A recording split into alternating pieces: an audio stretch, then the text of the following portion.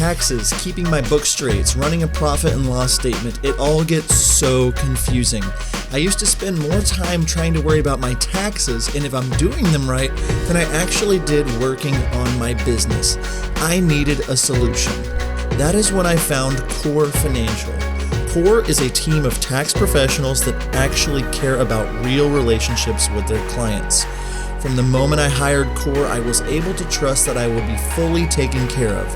They run my books, keep me up to date with my finances, and make sure I'm taking full advantage of all the tax breaks I qualify for. Are you struggling to understand your finances? Do you need help making sure you don't make any mistakes? Look no further. Core Financial. Both Nick and I are huge fans of Core Financial, and we know you will be too. Check out howtofilmweddings.com/core to see what they can do for you. Core Financial. Real relationships. No surprises. I get it. Like, you can always be getting better, but I think some people focus so much on their lights going out, so much... I'm talking about gear and my lights go out. Oh man. My torch LED. Oh. Don't cut this, Blake.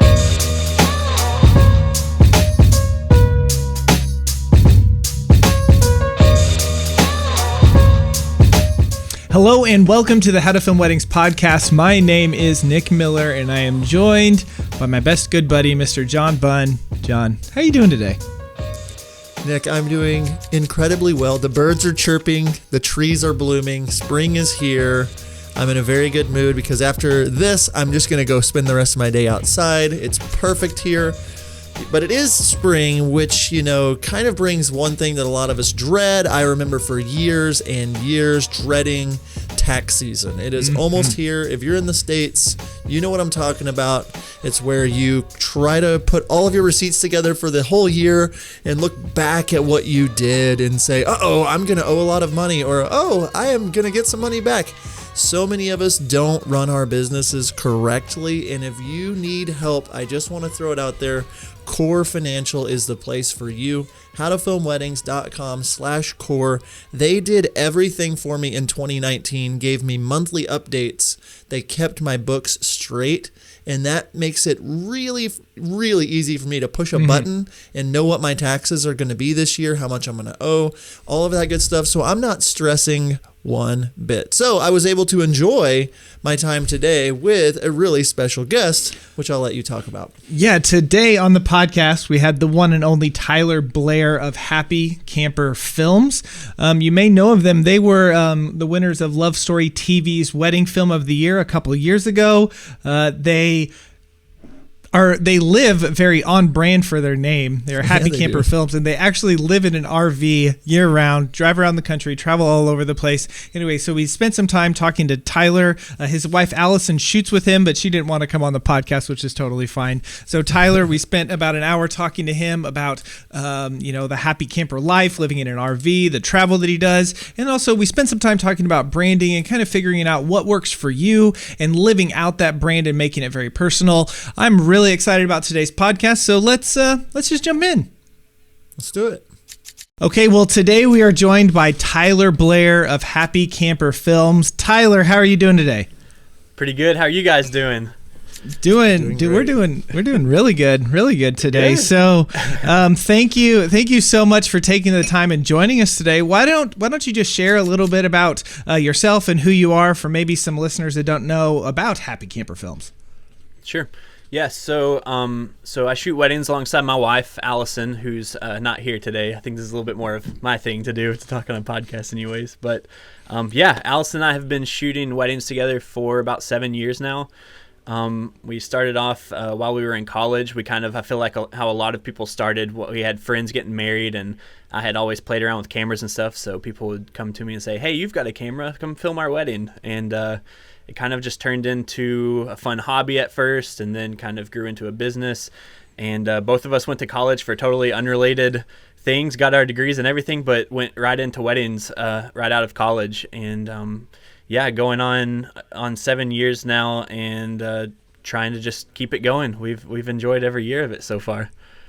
Yeah, that's great. And so how many how many weddings, looking at 2020, how many weddings are you guys, shooting, and kind of where? I know you're traveling all over the place, so kind of where are you shooting to?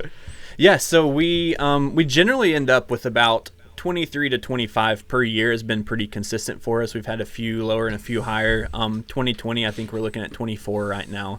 But yeah, for sure, what's the most unique thing, I think, for kind of where our business has gone is that we've kind of gone from, obviously, I say obviously maybe from my accent or something, but we're from Kentucky, and but we have kind of grown into a market that's more of sort of a nationwide market, and maybe even more specifically like a coast to coast. We film a lot on the West Coast along the California coast, and then a lot up in New England, in like Maine, Martha's Vineyard, Massachusetts, and everything. And yeah, so I think right now, next year, I think only 2 of our weddings out of 24, 25 are in Kentucky actually. And the rest are all travel weddings, whether we're flying or driving to them or whatever we might be doing. So yeah. Yeah, so you're all over the country, more of a national kind of brand. What are you what's your booking rate? What are you charging, and if that's and how you also do your travel costs and stuff rolled into that as well. Yeah, so a lot of our approach towards booking weddings as we were kind of starting to branch out into places outside of Kentucky especially became simplified for us, because we found ourselves constantly creating these really customized packages for people depending on where they were at or what time of year. And so in general, we start with just now a basic package of a wedding film and raw toast, and that starts at $4,800. And that would be like if we were in Kentucky and it was just like across town from wherever we're at. And but then we've now just kind of like nailed down one domestic travel price. We charge $1,000 for domestic travel and $1,500 for international travel, but that's also open to if there's something really specific or really unique about a travel situation. If it is in a very like isolated area that's not right near an airport or something like that, then we'll talk some more about that. But in general, what we've done is we've tried to just like minimalize and simplify our packages to where it's like, here's our wedding package. Do you need travel? Yep. Okay, we'll add that on there. And then of course we have like the typical ceremony, raw footage, whatever we might be adding on. But yeah, it's been good. We're probably looking at, I think last year we averaged about like $5,600 a wedding. And then this year, I think we're looking at like $6,400 a wedding, on average. And they're really kind of all over the place, depending on if people are looking at a wedding weekend or, just like a sort of like an elopement or something. It's kind of a big range, but yeah, over the years, it was just, we were spending way too much time sending out custom prices for travel, and it kind of evens itself out, because one wedding weekend we might actually be spending some of our own money on travel, or some of our profit, I guess, on travel, but another weekend we might be spending much less than what we're charging. We just keep it simple so that they know exactly what they're paying, pretty much from the get-go. Yeah, that's great. That's some advice I heard a long time ago whenever it comes to, travel and that kind of stuff. Just if you kind of roll up the travel price within the cost and just, say this is the flat rate of the whole thing, it just makes your booking stuff a lot easier.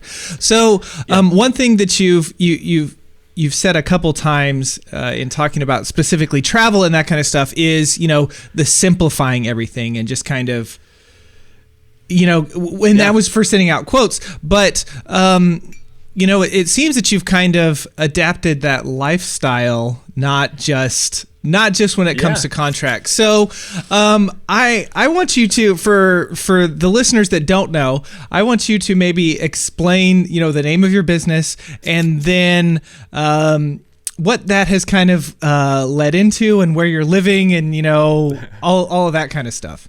Sure. Yeah. And so, our company is called Happy Camper Films. And when Allison and I first started this, from the very first year, we kind of always had a little bit of a travel bug, and we knew that we wanted to kind of get out and see as much as we could. And that was really just even from a personal standpoint. But we kind of knew that this business could kind of take us around and kind of give us a way to see different parts of the country and maybe in different parts of the world. And so we called it Happy Camper Films, with the idea of eventually getting into a camper and just traveling full time, whether that was for business or just for like personal life. That's kind of where we were from the beginning. And it kind of, we kept that name for a couple of years, and it kind of grew to more of just sort of a brand for us. It was more of just sort of the vibe that we kind of gave out.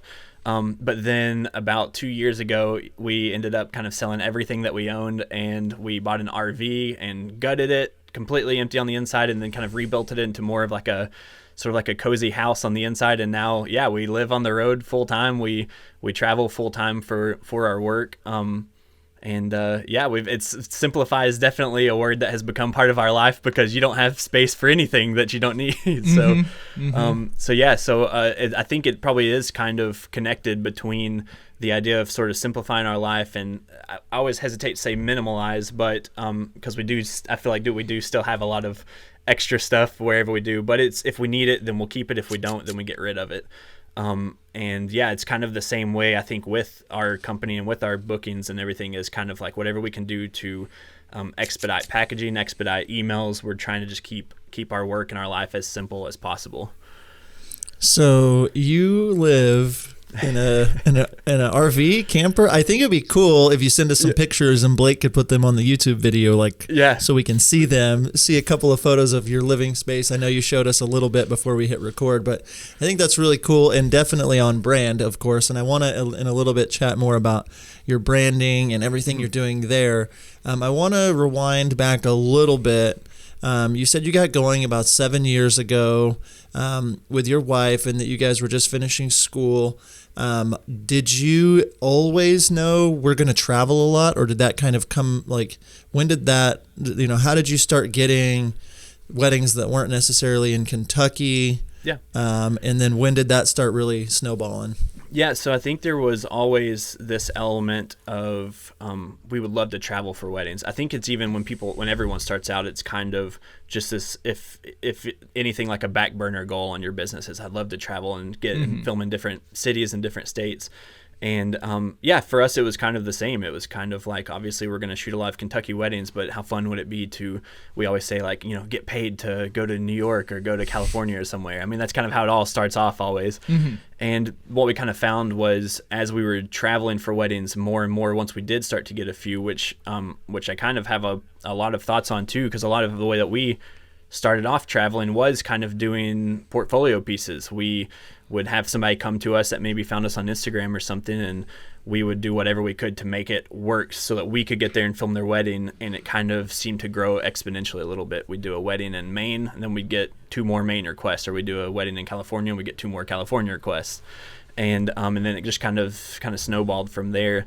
But yeah, it kind of, we started to discover that as we traveled for weddings, we were kind of creatively inspired from the travel side of approaching weddings. I feel like we were shooting a lot of the same venues here in Kentucky, which is totally fine, but it's kind of like, I felt like we would get kind of in a plateau of creativity. We would kind of shoot the same stuff, the same B-roll, and then as we traveled more, we found ourselves wanting to go out to the towns where the venue is, just to shoot more travel footage and travel B-roll, and it just kind of sparked a sort of new creativity for us. And then over the years, we've really kind of honed in on that as, wow, we love traveling for weddings, because we just feel this sense of creativity that just kind of is innately there. And it's been There's fun. a lot that comes with the traveling. I mean, I was saying this to a bride that is looking at booking us for a Hawaii wedding, and she was like, I really wanted to bring somebody in that's not from here, because the things that stand out to you are going to be different than the things that stand out to them.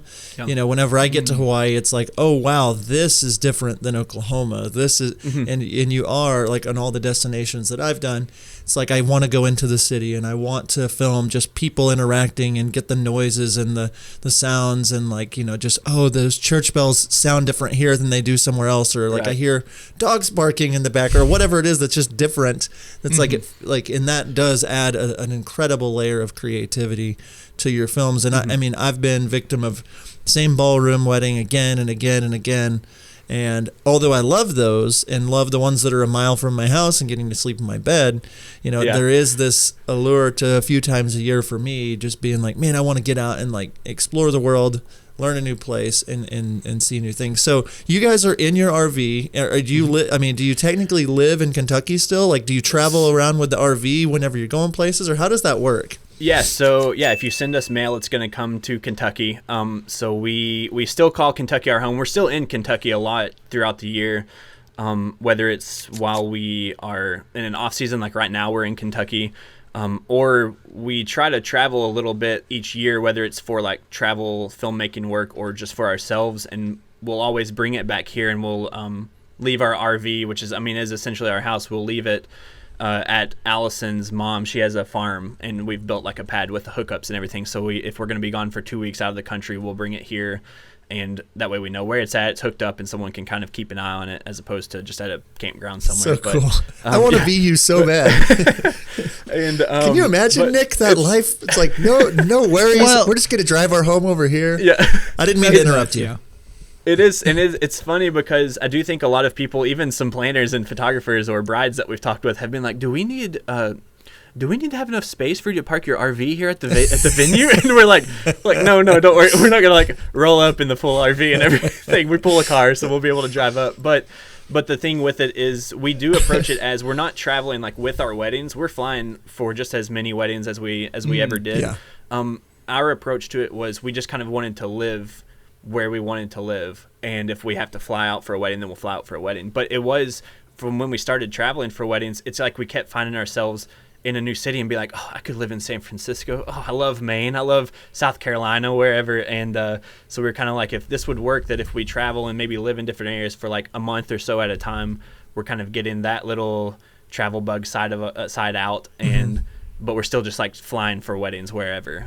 Sometimes it does work well. I know this year we'll be living up in Maine. Ideally, we'll be living up in Maine for about a month and a half, and we happen to have 3 Maine weddings during that stretch. So it just works well that we can at least be in the same area. But it was That's too hard. cool. We tried to aim it at like, hey, we'll be here during these months, book weddings there. We'll be here during those months, and it just didn't really pan out. You still end up kind of getting weddings wherever. So. So we would still end up just saying, okay, well, we're going to live in South Carolina, but we have a wedding in Michigan, so we'll just fly from Charleston or wherever. So, but that's added all kinds of new travel issues and things to work on, because we kind of never know where we're going to be at. So we can only book our flights a lot of times, for example, like 2 weeks out from when we're supposed to fly, because we kind of never know where we'll end up. So. It's been unique for sure. That's awesome. That sounds, it is really cool. And, one thing that, I've been doing this for a while, and we travel, fly to or drive, to like Colorado, which is, 10 hours away or so, 5 to 6 times a year. And, people, like, oh, we'll travel, it's so glamorous. It's so cool, and which is true. I mean, it can be fun to travel, but I've heard a lot of people, say that traveling destination is awful. They just they don't like it. And I think it's a personality thing. If you're a person that likes to travel, you're probably going to like to do destination weddings. If you're a homebody, you're probably not going to like to do destination do a bunch of them. But one thing that I know that my wife and I have with our business is that we get to travel together. And it seems that a lot of people that might have, I'm sick of traveling so much, whenever they're kind of the destination photographer, videographer, is, they're doing it by themselves. They don't have their spouse, or they don't have, their business partner with them, so it's kind of lonely, to do all that traveling and stuff. So that's if you're interested in doing travel and you're interested in getting into destination, if you're newer and you're like, oh, that's so glamorous, that's just something to keep in mind. And, sure. Maybe don't book, 10 destination weddings in 1 year if you've never done one, because you could do 2 of them and realize, oh, this travel stuff is a pain, and it's definitely, not what I was expecting it to be. So just a little tip for you. That's all. Yeah, it's 100%. If Allison wasn't doing this with me, I would not have anywhere near as much interest in travel weddings. You're absolutely right that you're kind of offsetting being at home with getting to travel with your spouse. But if my spouse was at home, if Allison was here the whole time, I would 100% rather be at home and just shooting weddings across the state or across town or wherever. And really, it's funny because with travel, and I would even say with us living sort of the RV life, all of that is true, because we get a lot of like, oh, you guys are living the dream. You guys have got it figured out. And while for us, sure, it is a dream. Sure, that's true. But we also always want to stress that things aren't always like as glamorous as they seem online on Instagram, on YouTube or wherever. And I mean, it works well for us, but yeah, we always kind of say like, whatever your adventure is going to be unique to you. For us, it might be, we sleep in airports a lot. I know a lot of people that's just like the last thing in the world that they would want to do, and it just doesn't. We'll have a 6 a.m. flight and we'll drive to an airport the night before and sleep in our Jeep overnight. But it's just what we do, and it's just kind of fine for us. But yeah, we kind of always say like it's not as glamorous as it might always seem online. So don't get too blinded by that too much anyways. It's really cool, like just kind of hearing stories. I know for me, like I've done a lot of destinations, and as a husband, 2 kids, like my wife doesn't shoot with me. She'll come to the destination. Sometimes the kids come along. So different times, different, of life, different seasons. If you're in a place where you can do something like this, definitely give it a try. I mean, that's so cool. Like, I'm very envious, and it's like, I know we see the highlight reel of like, wow, that sounds glamorous and fun and like whatever. But yes, it's very cool. There's so many more things I want to talk about when it comes to advantages and disadvantages for you. We're going to take a break in a second, but first I wanted to just point out, if you're not a member of our Facebook group, be sure to check out facebook.howtofilmweddings.com.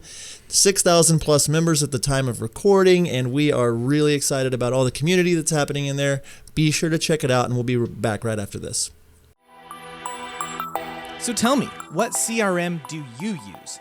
If you're not sure or you don't know what a CRM is, I'm about to save you a lot of time and therefore money.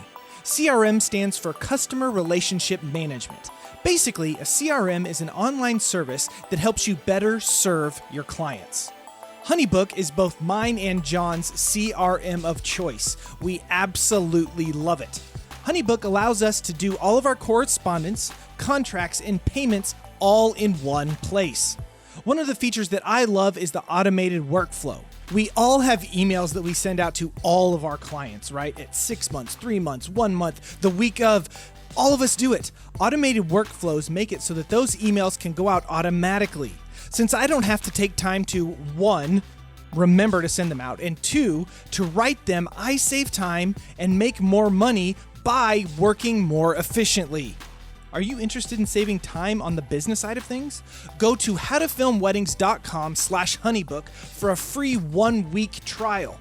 Also, because the Honeybooks really like me and John, we can give you $200 off of your first year, and that also comes with a 60-day money-back guarantee. So what are you waiting for? Go to howtofilmweddings.com/honeybook to start saving lots of time in your business. Oh yeah, legally I have to tell you that John and I are affiliates of HoneyBook. All right, we are back with Tyler from Happy Camper Films. We were just talking about him traveling the country, traveling the world in his camper, his RV with his wife. A couple more things on that before we move into some of the fun things that we really want to talk about with your branding and what you guys have done with all that. You pretty much live in a very small space. Sure. I would love to chat with you just about the advantages and disadvantages of that, like how you keep your gear, like how you keep it safe, how do you I have an office and all kinds of space and cabinets and charging stations and stuff like that, and so why don't you kind of just give us some of the disadvantages and then the advantages. So yeah, we live in I think we added it up one time, and I think it's about 190 square feet is what we have, and really a lot of that is like a couch is on top of man, you're living large. So it's a pretty living big large deal. But I will say, whenever you're looking for a house one day, it makes every house that you're looking at seem huge. So that's kind of nice about it. But so gear was always going to be sort of a big thing for us, because when we were in a house or an apartment before, we had tons of space for extra gear, for storing it and keeping it safe. Mm-hmm. And then so when we moved in here, we just started minimalizing everything. If we didn't use a piece of equipment for, a couple months or something, we pretty much got rid of it. Whereas I know down the road when we're eventually in a house, I'll keep everything I can, because we just kind of never know when we'll need it. But we got all of our gear down to one backpack, one half-size rolling bag, and then one rolling tripod case, which was also intentional for how much we were flying, trying to get it down as little as possible. But from the side of storage, all of our really expensive stuff, the camera bodies, the lenses, and everything, are in those 2 first bags, and we'll just keep those inside. So for the people watching on YouTube, anyways, behind me is like where we sit to actually like drive when we're riding, and basically whenever we are parked, we just kind of use that as some storage area. So it's kind of like up in the front, up under the dashboard. We keep our gear under the dashboard, and if you're wanting to rob them, that's where it's at. I can draw a diagram if we want to upload that later. So yeah. Yeah, sounds great. But we do always keep it inside because the RV does have plenty of security to it to lock, and then we have a Ring doorbell on the outside, and then we have Nest cameras on the inside. So that was for me, for the sake of when we are at a campground or somewhere, we can always keep an eye on everything. And then our tripod case, we just end up keeping in the car because we'll either always have that with us whenever we're gone, or it's just kind of turned into sort of like an extra closet space, sort of. But yeah, when it comes to kind of like minimalizing, our biggest thing was just as long as we can move it around easy, we can store it easy. That turned into one of the biggest aspects of purchasing gear and everything for us. Even it's almost like what's dictated a lot of how we've developed our kit is about portability and travel and keeping everything simple.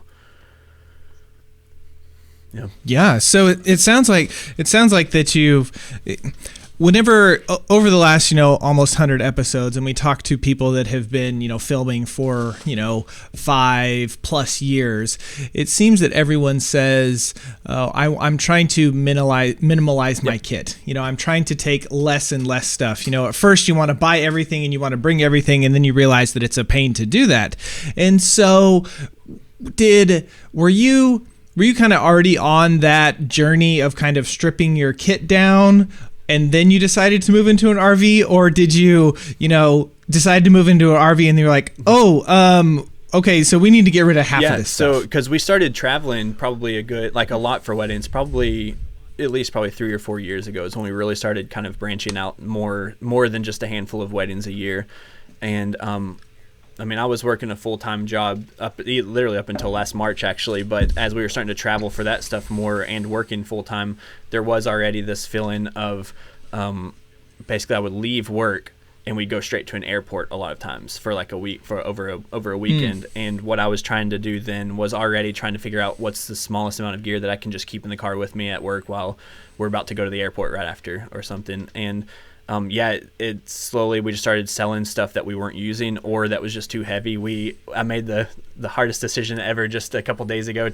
We sold our 1DX Mark II because it's just too heavy for what we're doing. So we'll go to like mirrorless instead. Mm-hmm. And a couple of years ago, we had two 70-200s and we sold those. We don't even have a 70-200 anymore. And instead we'll use either a 135 or an 85 as a telephoto, just literally just from a weight standpoint. And which there's also a side that we like certain like lenses better than others, but that's the epitome of the kind of lens that would be nice just to have just in case, but we just don't have the space for. And and with everything that we owned, I was also never super interested in just keeping stuff, because where I'm kind of buying new gear or trading new gear or trading old gear, I'm always looking to say, hey, I can buy this camera if I sell this one and fund it, sort of. It's almost like just a mental thing for me. I think that it doesn't feel like I'm just like relentlessly buying gear. It feels like I'm intentionally upgrading and trading and kind of making it matter more than just purchasing a bunch of stuff anyways. Yeah. And as people talk about, gear, and I know us videographers, we have this stigma of like being, such gearheads and like wanting all the stuff and all of that kind of thing. And, something that, when I did a mentorship from David Reynosa of Forestry Films, he said, before we buy a new piece of gear, we ask 2 questions. 1, will this make my life easier on a wedding day? And 2, will this help me serve my clients better? Yeah. And then you could probably ask yourself, and then your third one is, is it small enough? Like, does it fit, in how I'm living? So, as we talk about gear and we think about that kind of stuff and, condensing our stuff, and if that's a good way, if you're like, in that gear trap of trying to buy more gear or always wanting, if you ask yourself those two questions, is this going to help me on a wedding day and is this going to serve my clients? That's a good way to, think about that kind of stuff. But it seems like you have a pretty good handle on, and I think that also speaks to your creativity too, where you're like, man, we have these 70 to 200s and they're great lenses and we love them, but they're just too heavy and they take up too much space. So now I'm shooting on an 85 that's not as long and it's not as heavy, but that has, I'm sure, changed how you go about filming because now you no longer have this, 200 millimeter lens. Yeah, I think of even like lighting was a big one for us that we kind of, when you say like it kind of changes your creativity, the lighting was at receptions was a big one because before, when we were just living in a house, we would use like 13-foot light stands and we had Dito lights and everything, and when we were just driving, it was easy to just throw it all in the back of the car and have it with us. But those, like the light stands, were just too tall. The Dito lights just took up too much space in our cases to take, so we've had to kind of move to like the most portable type of lighting that we can do, which are like battery powered torch LEDs. And then so we've had to now figure out how can we use two of those to accomplish at least, whether it's not as good of lighting as maybe the Dito lights and these big spotlights would do, but how can we make these work really well for our films? And when I think of even just like something like reception dancing, we had to start filming dancing maybe a little bit more of this kind of fun party handheld version as opposed to this perfectly lit up, like beautiful type of filming. And a lot of it stemmed from, we don't have these big powerful lights anymore. And we've kind of had to change the way that we shoot a lot, but it kind of has worked well for us because our style of videography is very much kind of leaning towards that handheld kind of, I hesitate to say like almost like home video feel, but definitely like a little bit of like that imperfect shakiness and a lot of that coincides with not having big tripods anymore or big stabilizers. Like a lot of it works well for minimalizing because now we'll handhold shoot a lot of stuff throughout the day. And it's kind of, I don't know if I've really thought about it as much until right now, but a lot of the way that we shoot has kind of worked with minimalizing, getting rid of gear. You kind of become pretty intentional with what you're using and when you're using it. I think a lot of the times the videography community is so focused on their gear and getting it exactly perfect, and we get a lot of messages of people, it's like, you could put your shelves, you could do something different with your shelves, or your audio needs a de-esser on it, or you need it. And I get it, like you can always be getting better, but I think some people focus so much on their lights going out, so much I'm talking about gear and my lights go out. Time out. Oh man. My torch LED. Oh. Don't cut this, Blake. Oh, that's funny. That's funny. Don't cut this, Blake. Hey, don't cut this. podcast only people. John's lights literally just turned off on him on this the comment YouTube. was lights out. No, but what I'm saying is people get so much focused on their gear that they forget that, like, for the most part, like, your quality, like I'm watching some of your films today, in preparation for this episode, and it's like, your films are beautiful. Thank you. They're stunning. And you could make them better, I guess, like whatever that means. You could probably pick apart your films, but the people that matter, the ones that are paying you thousands of dollars to be there, are they seeing a difference between a Dito and a Torchlight, or does that really matter? And to some people, yes, it actually is the difference in them charging something.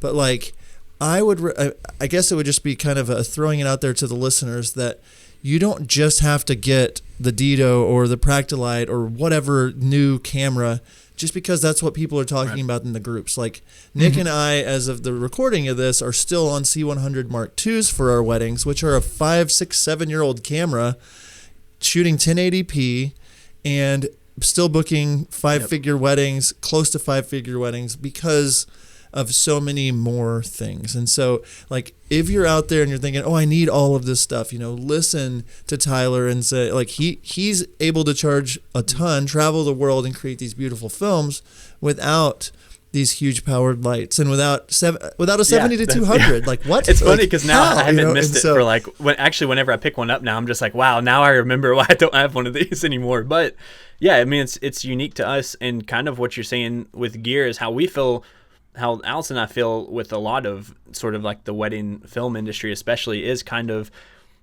not getting caught up in too much in like what's being told what you should do. I've always said, like, I never liked the phrase what you need to do or what you need to use is this. I've always liked what we use is this, or what we like to do is this. And because to me it is kind of, you're always going to be able to compare yourself, whether it's gear or films or whatever. If we're shooting if we were on 1DXs, which we loved, I was probably always looking at, then I'm starting to look at like C500s or something. Or if people are on C500s, they're probably looking at Reds. Or if people are, I mean, I just feel like you're never going to be satisfied in this world. I mean, there's always something better. There's always better filmmakers, and yeah, it's just kind of learn to be content with what you have, and not content in that you're not worried about improving, but like use what you've got. Yeah, utilize what you're able to take with you.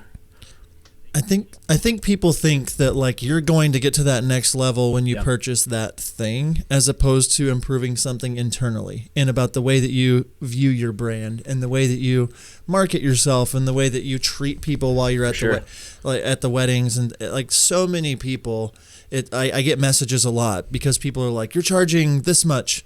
What gear do you like? Always. Where's your kit? What is your like? What are you shooting? Always. What frame rate is that? What color profile is that on? What? And none of that is what a bride would say. That's why I'm booking John to film the wedding. It is because of the years of time of building relationships in my community and connecting with brides and having a killer product. Yes.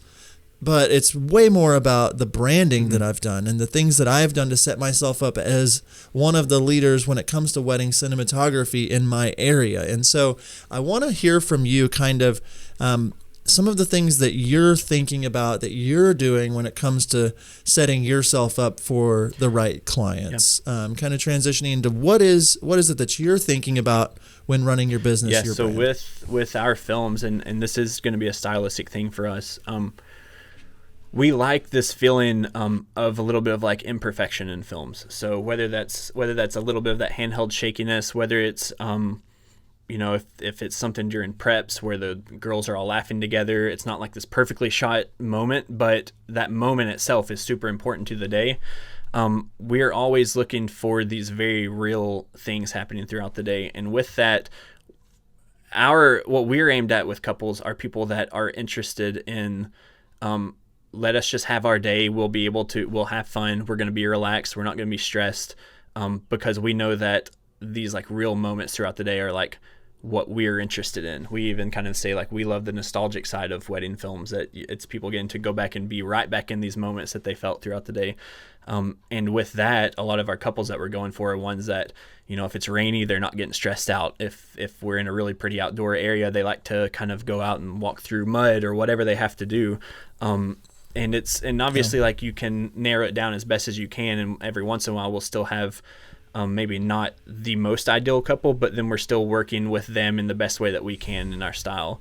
And that makes me sound like I'm like not thankful for like some of our couples out there, which is not the case at all. But yeah, we're always kind of looking for people that are wanting to just be very real, be very raw, and be very emotional, and also just like wanting to enjoy being on camera. So for example, what we try not to do as much as we can throughout the day is like as little direction, as little setup of moments. We really don't recreate moments like at all, which is just a stylistic choice of ours. And kind of, at the most that we'll set up during a lot of times is like good lighting and everything. And so what we're looking for when we're looking for couples, and when we're kind of like talking back and forth with them, are people that are just open and talking, and we know will kind of translate to camera well, or to on camera well. And a lot of that even starts with our inquiry form. We have like a lot of ways for people to either say a lot in their inquiry or say very little in their inquiry. And for us, it's going to give us a chance to be like, wow, these people love telling their story. They just wrote us a book about how they met, basically. And that kind of stuff stands out to us because we're looking for people that value their story and value storytelling, and then our approach to the day, which is going to be very, you all do your thing, because we know that we're going to be able to find the story that in the little moments that are happening throughout the day without having to sort of kind of like quote unquote create them or anything.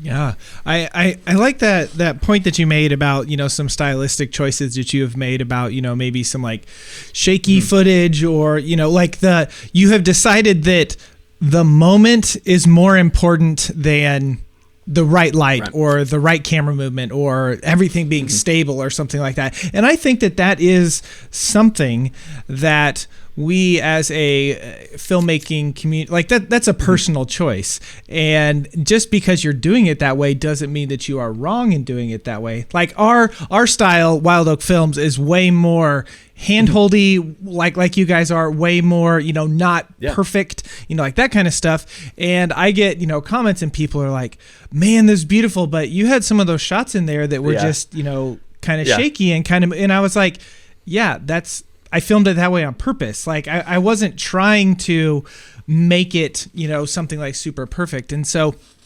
a comment that you made earlier, kind of bringing it back to this of, the gear envy and, buying gear and, thinking, as long as I have this, then I'll be like this person that's so good or whatever. And, a phrase that I know John and I have shared a lot is, comparison is the thief of joy. So like if you're so consumed on gear or what other people are doing or what other people are shooting, like that's going to like destroy your joy, destroy your creativity, because you're so focused on that other stuff. And whenever you flip that switch in your brain to move away from that kind of stuff, like you're just going to free up so much and be happy. And I love how you said, how branding yourself for these couples. And it's a funny thing that whenever you show adventure kind of stuff, show raw stuff, show people getting emotional in these moments, guess what? People that are like that start finding you and start hiring you. Like we found that in our business. So same way. Oh, go ahead. I have to add something after Tyler says it. Go ahead. I gotta make fun of Nick here in a second. So get ready. I was gonna say, I think a lot of that has even kind of come into sort of our Instagram and social media strategy. Is a lot of times. So Allison is all over our Instagram and has done a really good job with it. And what we've done is kind of like taking these little moments a lot of times from films that are very unique, unscripted, like real moments, and we'll tell that little story in an Instagram post or something. And we found that kind of thing really drives engagement and drives people that are kind of like, it isn't just this perfect wedding film. Like the day is filled with all of these like fun, unique things that you kind of can't plan for. And it turns into, we get to like tell that mini story from the day from a film. And then, people then come to us and they're like, well, we liked that little part of this film, or we loved whenever, the dad was, and maybe we weren't shooting it perfectly because it was on a super like whim that it happened. But when the dad was crying, like after he, when they hugged after the first look or something like that, after the dad's first look. And it's kind of these little real things that we've tried to catch on to that we want people to come to us, that those moments are important, not too much the super perfect clean cut day necessarily. And those are the moments I think so that we, that actually make me want to do wedding films. So that's all. I love it. I love it all.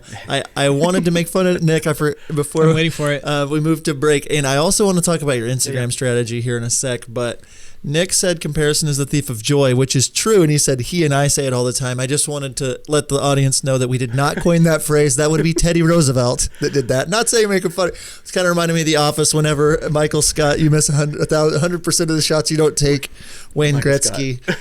Anyway, Michael Scott. Anyway, you had to throw the Office reference in there. We will talk about Instagram. We'll talk about a lot of things when we come back. Nick, did you know, though, before we go to break, we have a website?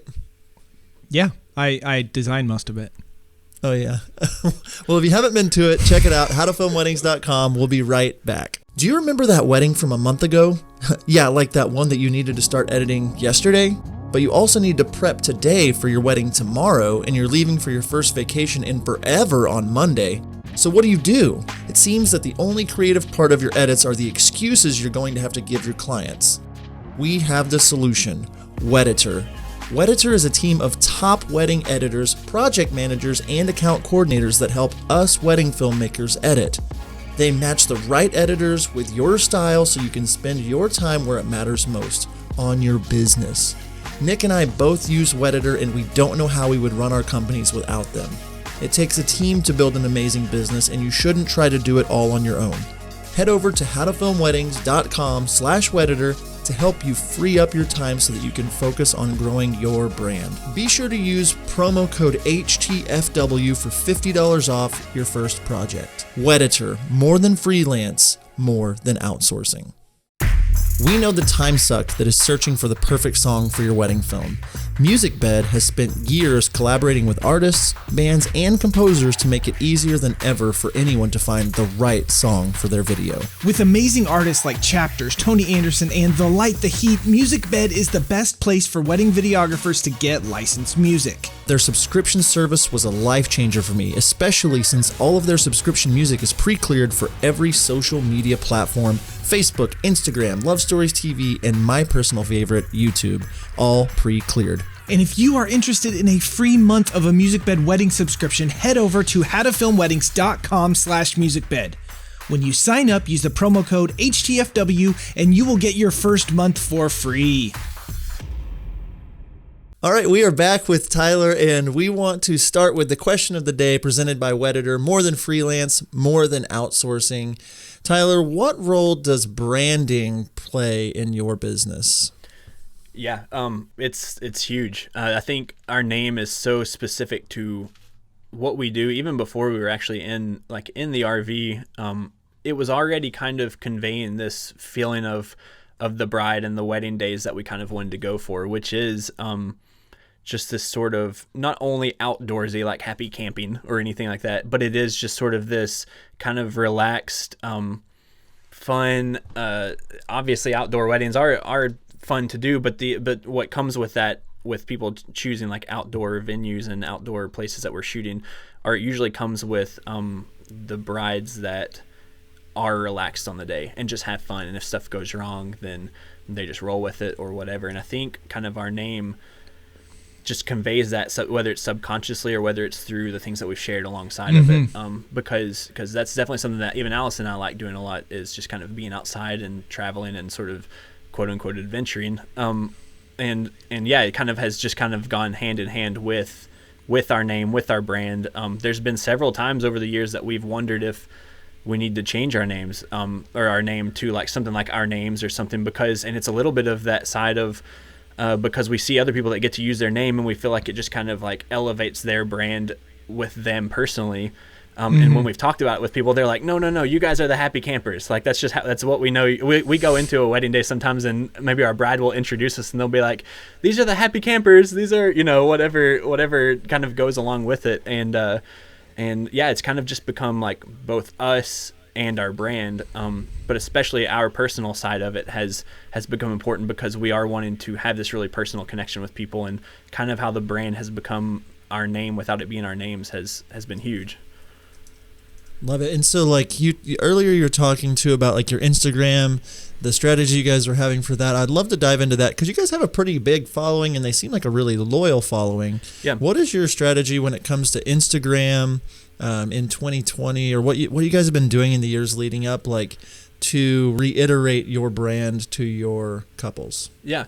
So Instagram and really all of social media, that's all Allison's thing. She's much more into it than I am, but she's just good at it, and I think has kind of found her footing with what we want to share. And I think a big part of it is that we have kind of developed a really good relationship with Instagram.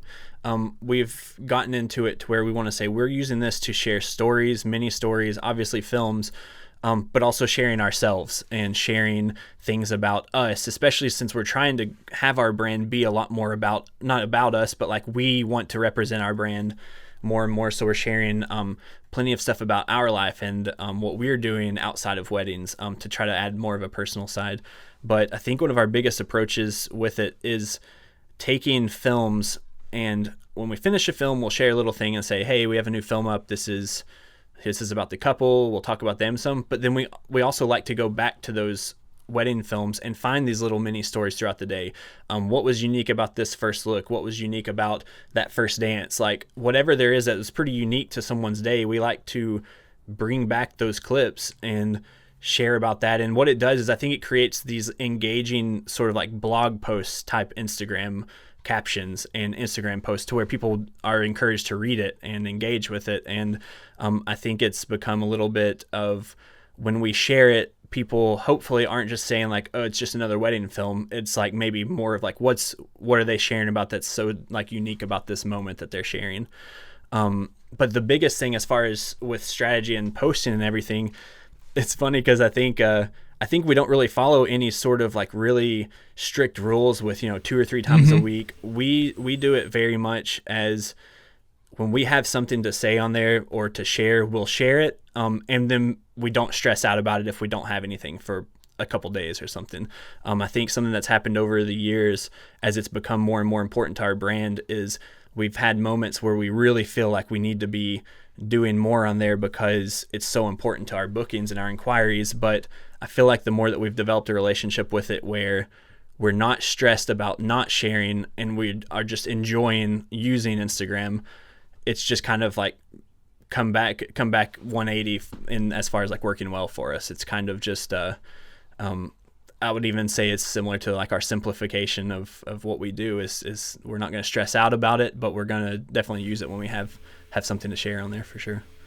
Yeah, it's definitely, yeah, it does. It's definitely a tool. And whenever you treat it as like a to-do list to do, as a task, and then you stress out about it, and then you need to do it, but it's not fun anymore, and you're just doing it so you can keep up with whoever or whatever, and it's gonna cause stress, and then you might not be putting out stuff that you genuinely want to put out that is on brand, with what you have built and what you have created, but you're doing it just to get something out because the algorithm likes it or whatever, And when it comes to brand, I think that you guys do a great job of this, and John and I highly recommend that you need to infuse you in your business. That's, I think that a lot of people think, oh, I just want to share my films and I don't, want to make it look selfish because I'm on there, brag about things or, whatever.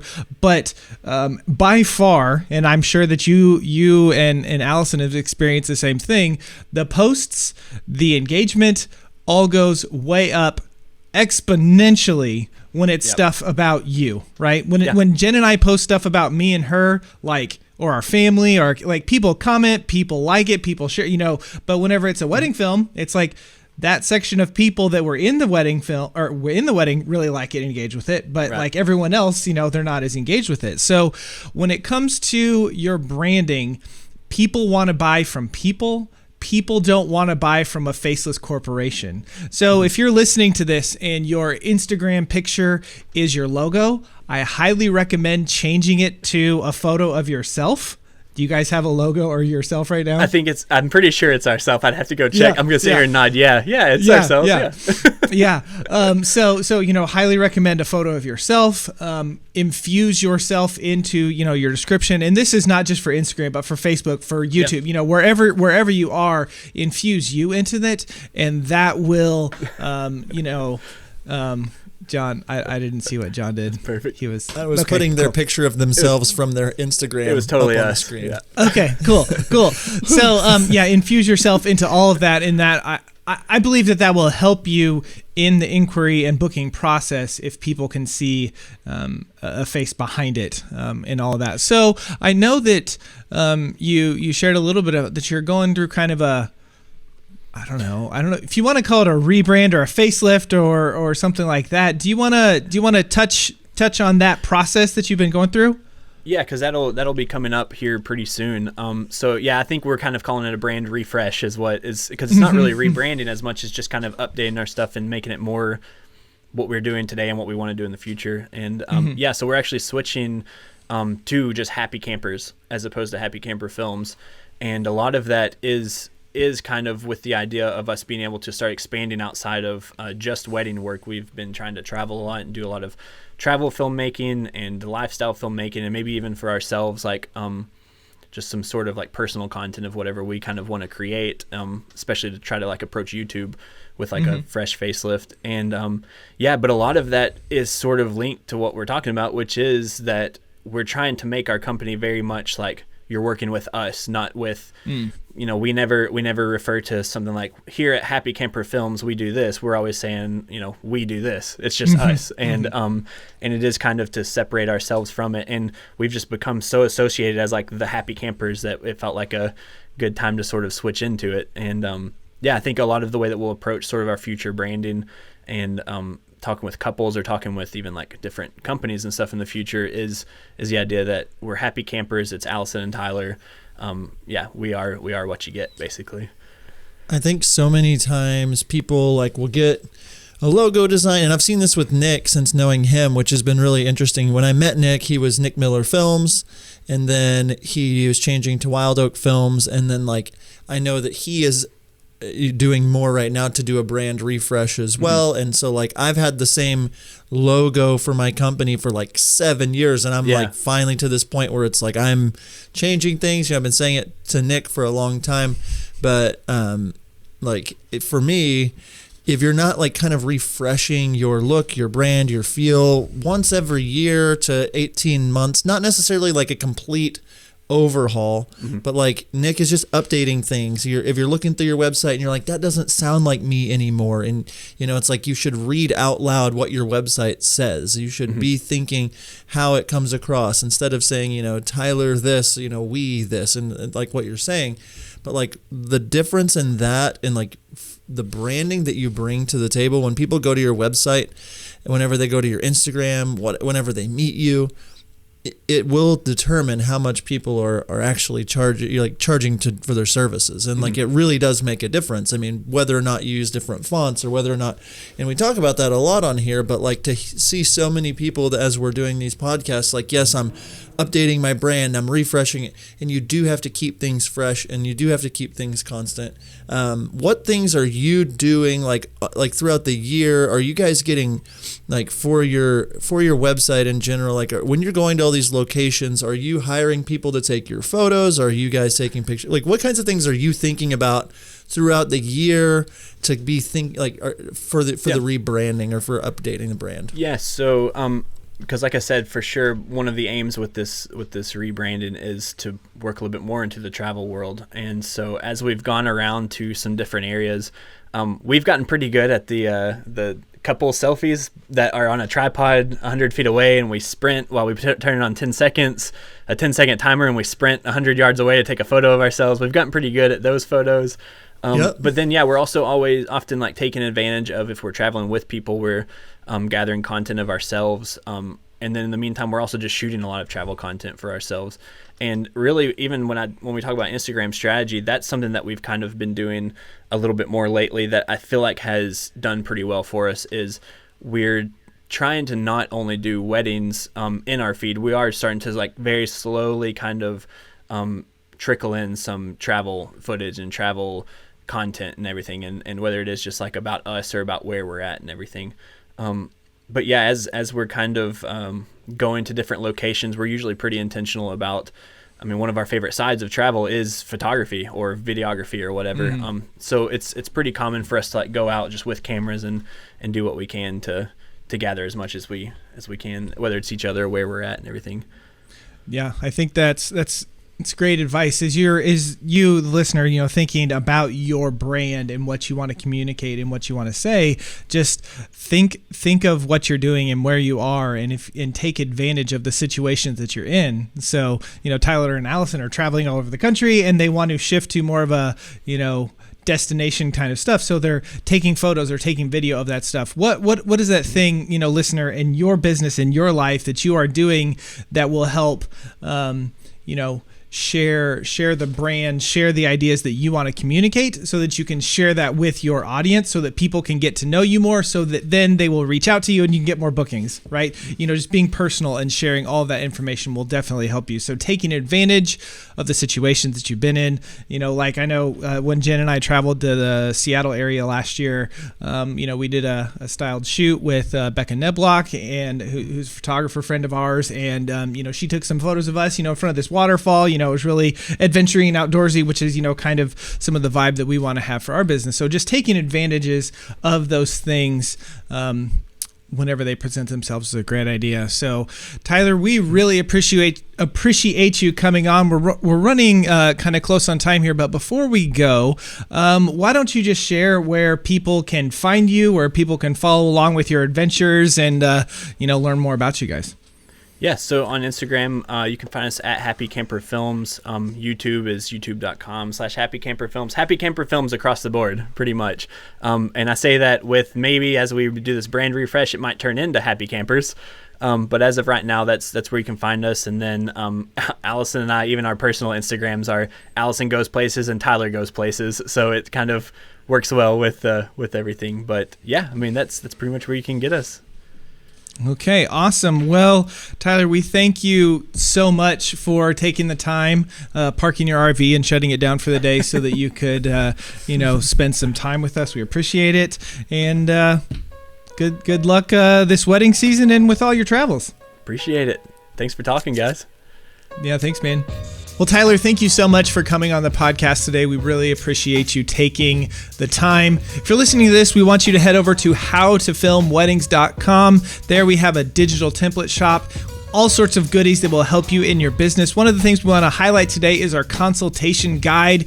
Do you know how to communicate with your clients and talk to them through a consultation meeting? John and I have a 10-step guideline that will really help you break down and book more efficiently higher end clients. Check that out. That's howtofilmweddings.com/shop. If you're watching this on YouTube, please subscribe to our channel.